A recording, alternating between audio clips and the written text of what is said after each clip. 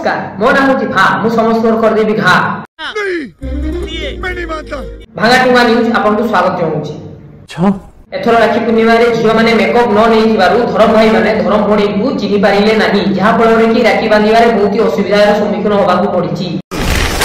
Wow very dangerous. सही असुविधा को आखि नजर रखी सरकार एक मेकअप भत्तार योजना आरंभ करिसंदी जहा कि 2026 रे लागू हेबो। ये बड़ी अच्छी बात कही आप। सही भत्ता पैसा रे पार्लर गैरेज को जाई चुनो बळी हेबे एवं भाई मानू को विशेष अनुरोध राखी पूर्णिमा रे आउ टंका देबे नाही टंका बदल रे मेकअप किट प्रदान करिवे। बस रुलाएग है क्या ताकि आगामी राखी पूर्णिमा रे धरम भाई एवं धरम भौणी मानू को असुविधार सम्मुखीन होबाकू पड़िबो नाही। अरे टेंशन नहीं लेने का अपुन है ना।